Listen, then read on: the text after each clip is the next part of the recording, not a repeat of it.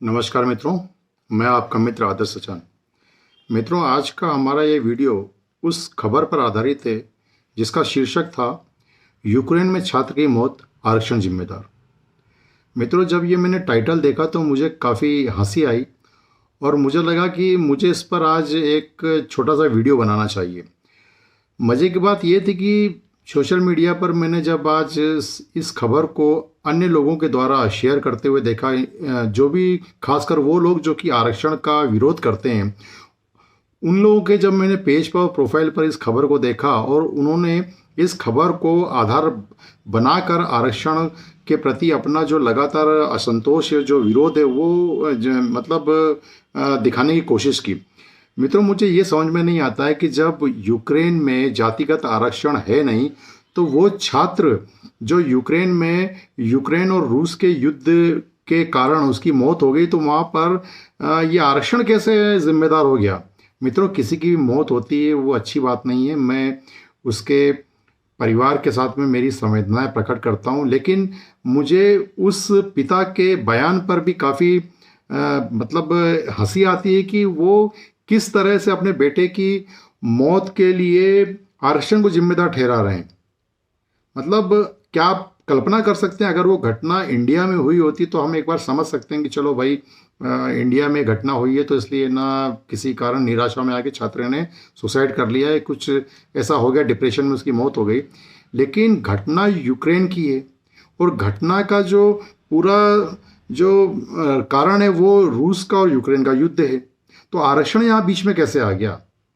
अब दूसरी हम बात करते हैं, उस खबर में ये लिखा हुआ था कि 97% नंबर लाने के बाद भी उसका एडमिशन भारत के किसी भी मेडिकल कॉलेज में नहीं हुआ। मित्रों, जो बच्चा नीट के एग्ज़ाम में 97% लाता है, क्या ऐसा संभव है कि उसको देश के किसी भी मेडिकल कॉलेज में एडमिशन ना मिले? क्या ऐसा पॉसिबल है?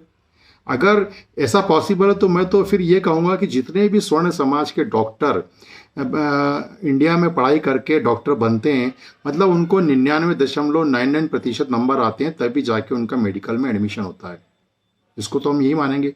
दूसरी बात, मैं ये बताना चाहता हूँ कि यूक्रेन में और भारत में क्या कारण है कि भारत के जो बच्चे हैं वो यूक्रेन में जाके पढ़ाई करते हैं।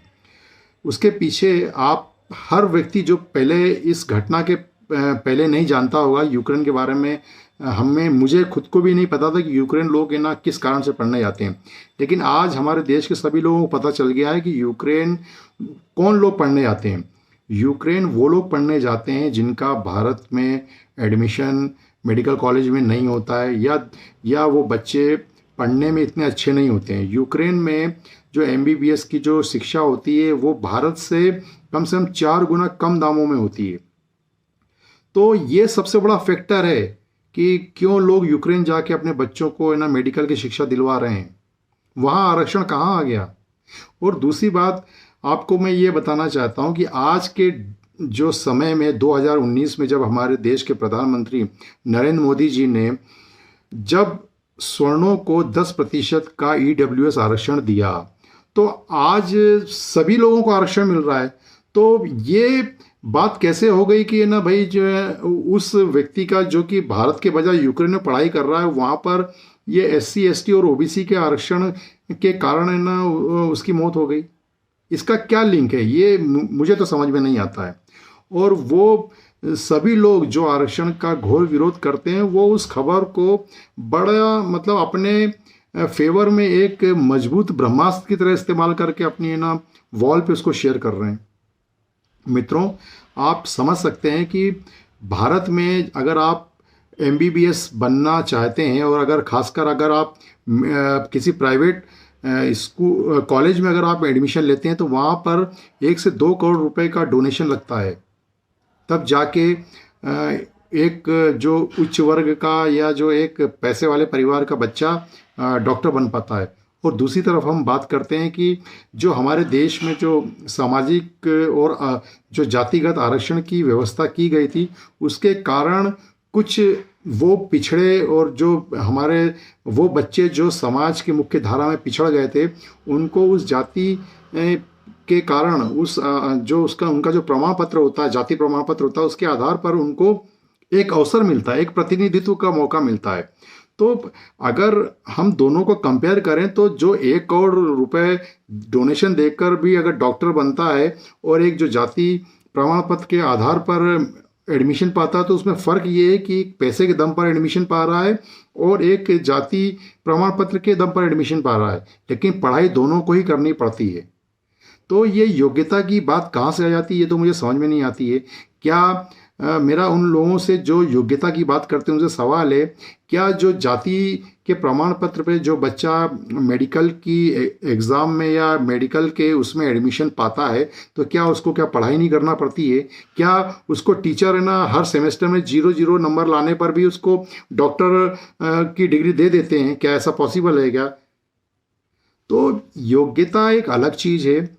आरक्षण का सिर्फ एक काम है, वो समाज में जो पिछड़े दलित और वंचित लोग थे, जिन्होंने हजारों साल तक इस देश में अन्याय सहा है, जिनका शोषण हुआ है, उनको उसके माध्यम से प्रतिनिधित्व मिलता है, उनको अवसर मिलता है।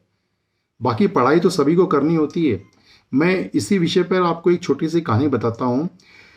हमारे देश में कोल्हापुर राज्य के जो राजा थे साहूजी महाराज, उनके राज्य में जब उन्होंने एक बार ऐसा विचारशील थे तो उन्होंने रियलाइज़ किया कि उनके जो राजकाज में जो 90% जो ऊपर से लेकर नीचे तक के जो पद होते हैं उसमें ब्राह्मण समुदाय का कब्जा था। ब्राह्मण समाज के लोग ही सभी पदों पर काबिज थे।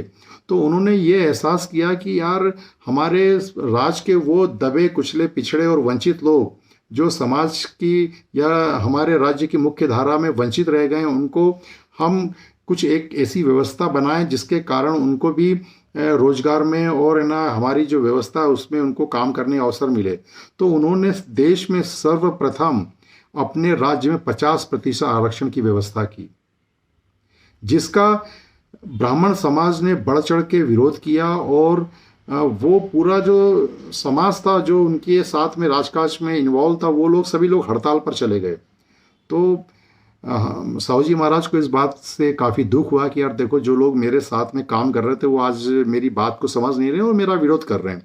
तो उन्होंने एक योजना बनाई। उन्होंने सोचा कि मैं इनको कुछ अपनी बात को कैसे साबित करूं। उसके लिए उन्होंने क्या किया, एक योजना बनाई और एक उन्होंने उदाहरण प्रस्तुत करने के लिए सभी जो उनके बड़े अधिकारी थे उनको वो अपने घोड़ों के अस्तबल में लेकर गए।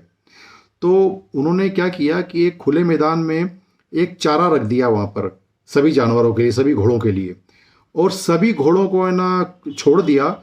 और तो क्या हुआ कि जब सारे घोड़े अस्तबल से निकल कर मैदान में चारा चरने के लिए गए तो जो मजबूत घोड़े थे वो फटाफट चारे को चट कर गए, और जो कमज़ोर घोड़े थे जो युद्ध के दौरान कुछ घायल हो गए थे और या उम्र के हिसाब से थोड़ा सा कमज़ोर रह गए थे, वो लोगों को चारा नहीं मिला और वो लोग भूखे रह गए। तो सभी लोगों ने इस घटना को देखा। तो महाराज ने ना जो ब्राह्मण समुदाय के जो लोग थे या जो उनके अधिकारी थे उनसे सवाल किया, एक बात बताइए कि हमने तो सबके लिए एक जैसी व्यवस्था की, लेकिन अब ये जो कुछ घोड़े भूखे रह गए हैं उनका क्या किया जाए? जो मजबूत घोड़े थे वो तो सारा चारा चट कर गए। तो उन्होंने उनसे सवाल किया कि ना इसका क्या समाधान होना चाहिए। तो वहाँ पर जो वरिष्ठ ब्राह्मण समाज के लोग थे उन्होंने कहा कि महाराज, इन कमज़ोर लोगों के लिए या जो इस तरह के लोग हैं उनके लिए अलग से चारे की व्यवस्था होनी चाहिए। तो साहूजी महाराज ने उनको कहा कि आरक्षण भी बस यही व्यवस्था है। आरक्षण के माध्यम से हम उन कमज़ोर लोगों को अवसर देते हैं कि किसी भी तरह से वो इस मुख्य धारा में शामिल हो सकें, उनको भी उचित रूप से प्रतिनिधित्व मिल सके, उनके भी रोजगार, उनके भी परिवार के जो लोग हैं उनको जो हमारे राज्य की जो सत्ता है उसमें उनकी, या जो नौकरी है, जो हमारे राज्य के संसाधन है उसमें उनको भागीदारी मिल सके।